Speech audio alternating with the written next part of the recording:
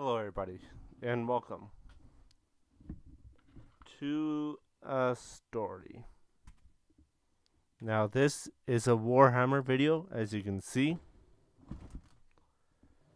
So, let me explain something.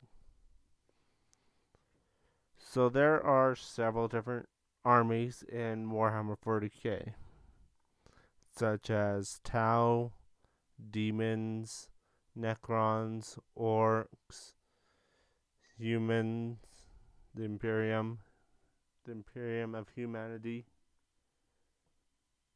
Tyranids,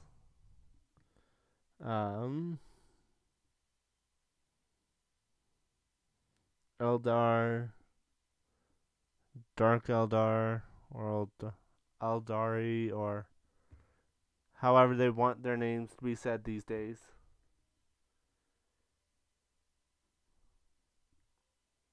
And the Astra Militarum. And within the Earth, there's a whole bunch of different factions, including Earth, Ultramarine, Ultramarines, Custodes, and in each faction, there's a few subsets of stuff.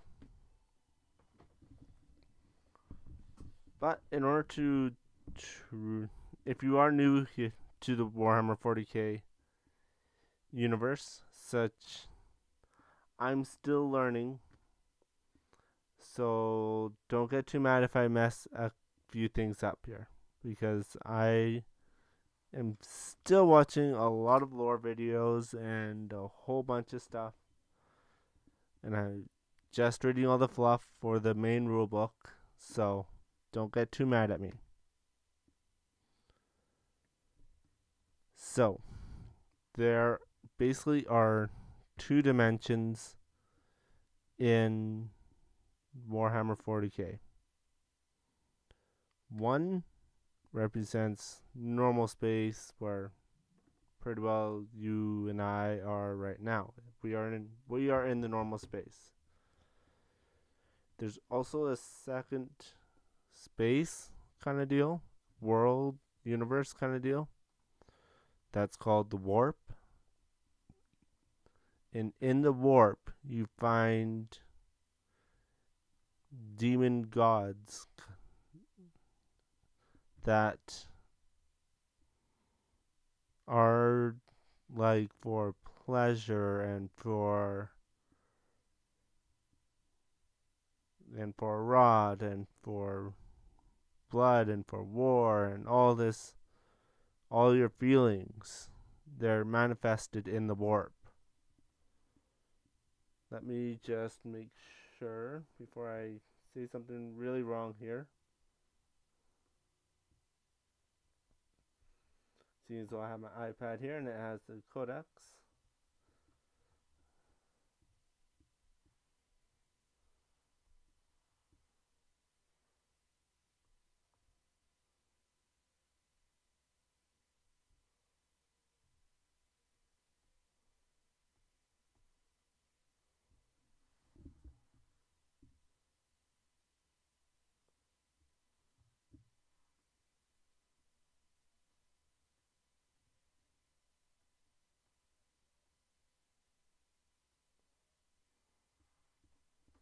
Okay. So, out of the whole bunch of, there's a whole bunch of lesser gods in the warp. But there are 4 main gods. I'm reading this right out of the main rulebook here. So you have Khorne, the blood god, Siege, the changer of ways, Nurgle, the great lord of decay, and Slaanesh, the dark prince, or the one that is really weird.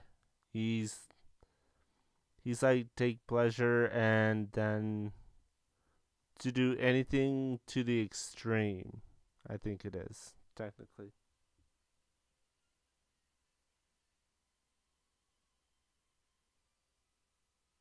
Boundless excess. So, give me 2 seconds here.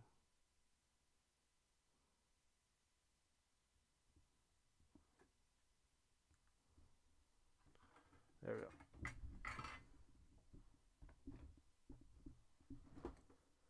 So, just take this off right now. There we go. So, the two main armies that I will be doing, like eventually I will be doing a lot of different figures just because I like the figures, not because I want to collect the whole army like I do with one for sure, maybe two, I don't know yet. But here, let me grab one of them.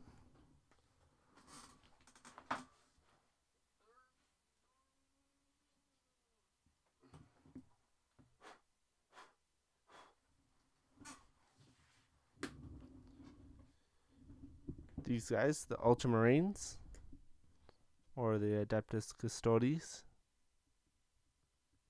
I believe. Pretty sure. So these are the genetically altered superhumans that take the Master Chief, let's just say. Something that most of us know about. Master Chief is an augmented human, that part of the Halo series. But Ultramarines make him and what he went through look like a cakewalk. These guys have extra glands. They have about 2 or 3 hearts, 2 sets of lungs. They get beefed up to near immortality. Unlike the Necrons, which that's a totally different story in itself. But there's a whole bunch of different factions of these guys. Like there's, I think, 21. No. There's less than that. There's 19. 19, yes. No, less than that. I forget exactly the number, but it's not many. But this is my first painted one. So,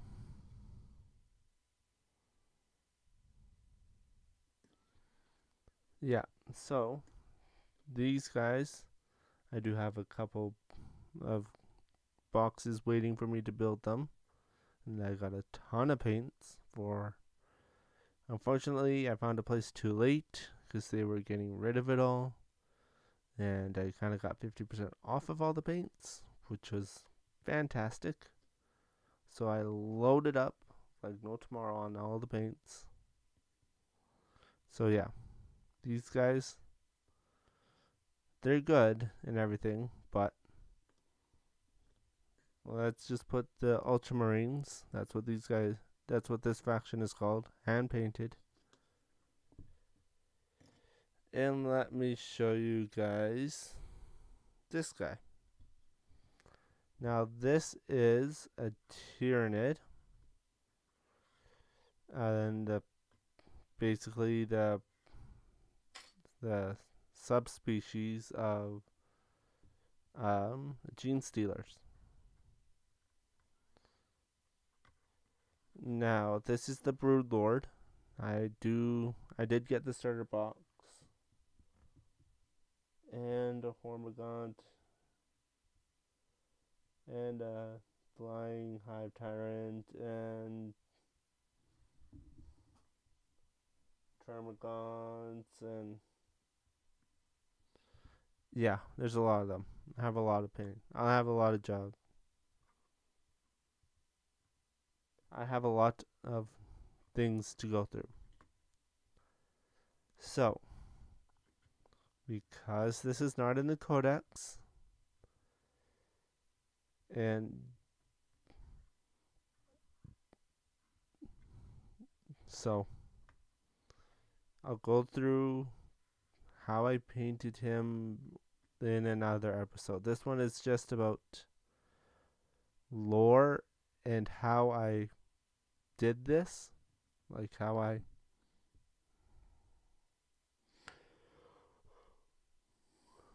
came up with the name of the Hive Fleet.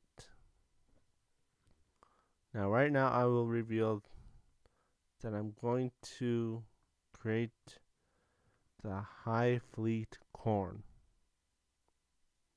Now, if you know 40k, you kind of realize that Tyranids and the warp don't really mix at all.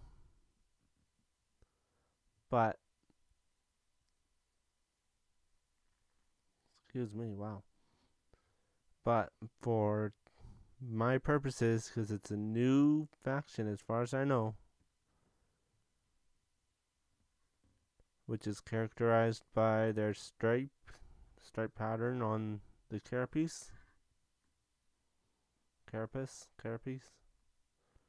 and the olive drab base coat.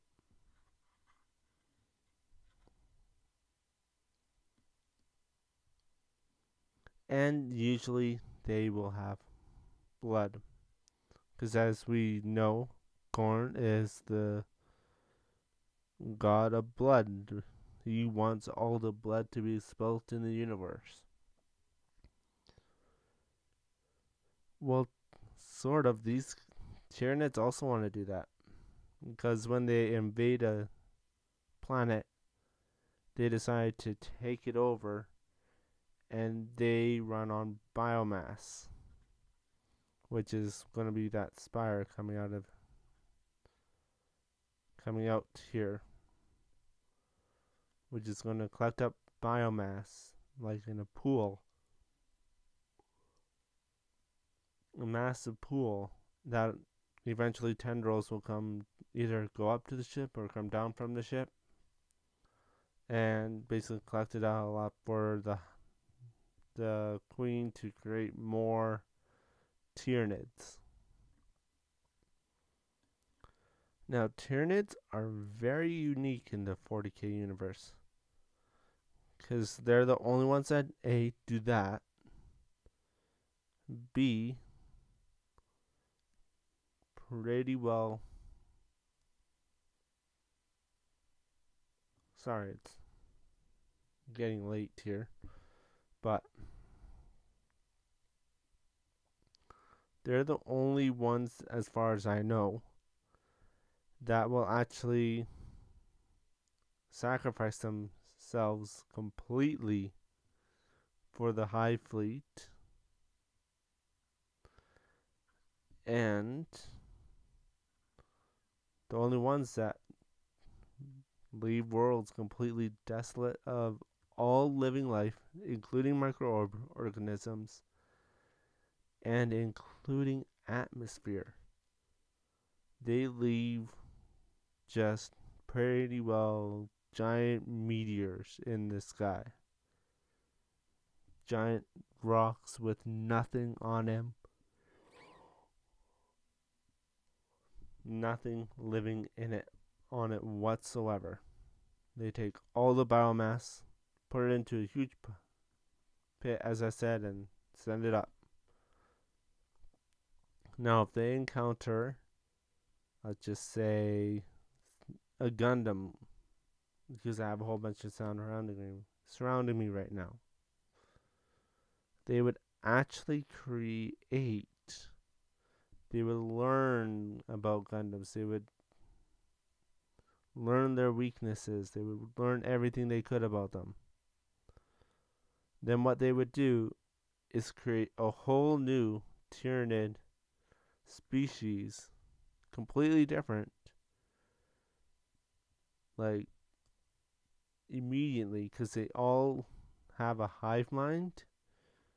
So what that means, if you do not know, humans do not have a hive mind. think for ourselves, we do what we want. But yet with the Tyranid, they have, well, gene stealers have their own brood mind, but it's overridden by the hive mind when the other Tyranids are closer by. So basically, it is a collective mind. So basically, the mind would say, okay, what do we know about all this stuff? What do we learn? And then they would they automatically do this. Like they're doing this learning pattern where they learn on their own through trial and error over and over and over and over and over again. Because these guys don't care. They're just after the biomass. They don't care if they die. They don't care about anything. They'll throw themselves at a Gundam and see what happens.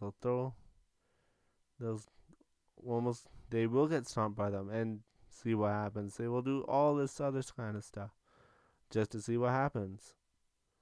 And then eventually they will learn about one weakness.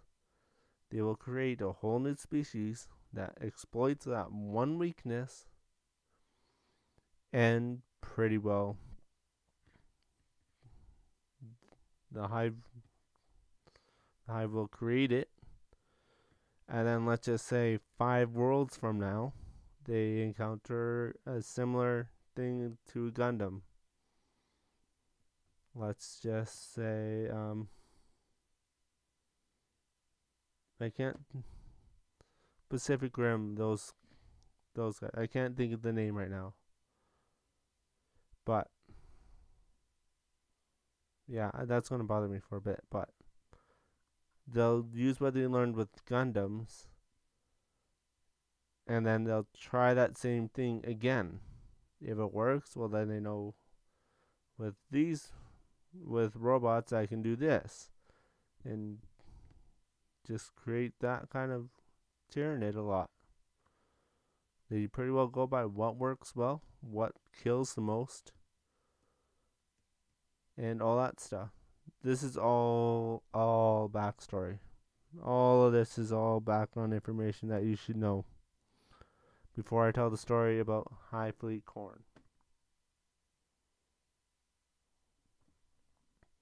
Just by the way, that would be absolutely terrifying to be this Marine right now.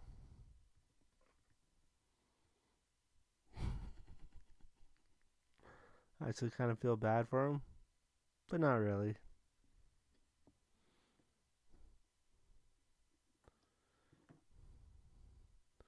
And with the humans, there's a whole other. I could go on for a long time about just humans. Like a long time on just humans. But I won't, because we're focusing on these guys, the Tyranids. So somehow, either a demon prince or something was on the battlefield when a Tyranid fleet came from seemingly out of nowhere and decided. And then once that demon prince saw that the Tyranids were spilling so much blood and so gruesome, they would leave. They would sometimes leave nothing but a bloody pile on the floor. And by the way, Tyranids, once they've killed everything on the planet, what they do, these guys will jump into the pit. These guys jump into that same pit that all that biomass was collecting and get digested down into just their biomass. So that's that shows you a few things about these guys. That they don't really care about their own lives. They're just like, I am for the Hive fleet. I am here for the Hive fleet. I do not care about me. I do not care about this. I will throw 10,000 of the Termagants at you and have fun. Because then I'll just bring you all back into that cycle again and again and again and again and again, as many times as it takes. So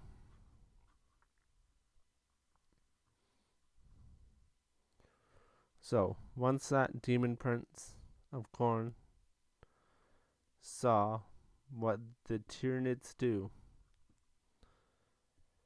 Khorne came to that planet, manifested from the warp, which does happen. There's demons and a whole bunch of stuff, and because of he came from the warp, they have huge psychic powers and all that stuff. He was able to communicate with this High Fleet's queen deal that decides to create all these creatures and figures out the blueprints and all that stuff. And what he offered her was to be free from the collective hive mind, that he would become their new hive mind. I know this is very far out there, way in left field, but kind of makes sense. So just bear with me. And Khorne said, as long as you continue to spill blood, you guys will remain unchanged by the warp. You won't have any mutations. You guys will be free to do whatever you please, just as long as you continue to spill blood. And this queen wasn't really happy with the hive mind. She decided she wanted her own voice in this matter, in every matter. So of course, what does she do? She accepts. So, and that was the beginning of the Khorne Hive Fleet Khorne. Now they do everything to just spill blood. They do not care about how they do it. They just want to do it. They need to do it. And the Imperium of humans is scratching their heads on how do we stop these guys, because they are far more dangerous than your normal Tyranid fleet. So how do we deal with them? So that's kind of the backstory on these guys, is kind of what I'm going with, which is why we have the blood on the tip of the claws. He's just going to kill some Marines or whatever else there is out there. Civilians, whatever it is, animals. He's just going to go make as much of a bloody mess as he can out of anything he sees. So that's the backstory on these guys. Which, as you can tell by the base here, he's doing a pretty good job so far. Him and the fleet, which is a lot of it is still in pieces right now. Like this is the Trigon. Yeah, Trigon Prime. Malinthroat, I believe. Yes. No. No. Malinthroat is something different. So, that's the story for now. I may change my mind later on and rename these guys, but so far that's what I'm dealing with. And just as a really quick rundown, the skin, you can find out how to do that on Warhammer TV. I exactly copied how he did that, the gigantic creature, monstrous creature. Forget exactly which one he did, but followed that for the skin. And for the carapace and claws, I basically took a base. I used mini wargamings. I forget exactly that one again. My goodness, it's getting late. Sorry about that. I get a lot of sirens near me.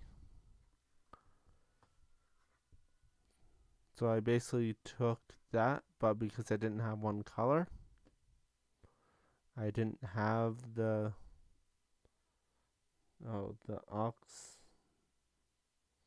Oxhorn Brown, I think it is, or something like that. That I decided to just choose the darkest color that I had, which just happened to be olive drab, and copied the stripes and stuff from that one. So, High Fleet Myrmidon. Yes, High Fleet Myrmidon. So, you can kind of, these are kind of a split off of those guys, but I like it. For one of my first true Warhammer figure. These guys were kind of in a hobby store and kind of for a different game one, like a different type of game. But this game from Games Workshop. So, yeah.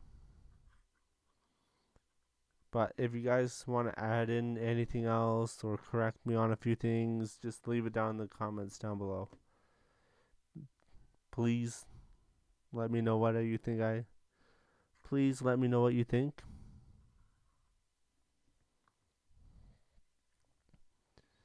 So if you're new here, if you're new to the Horus Heresy, or new to Warhammer 40k, or new to whatever, you guys,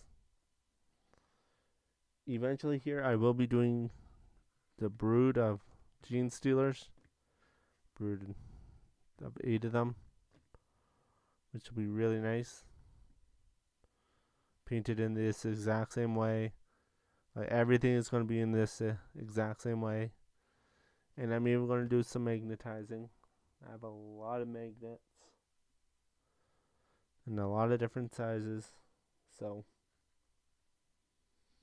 yeah, if you're looking forward to seeing how this army goes, hit that like button and hit that subscribe button as well, because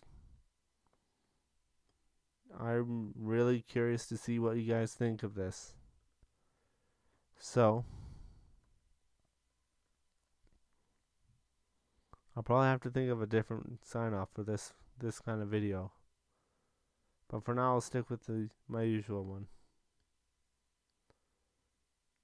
So, like always, remember to rock on.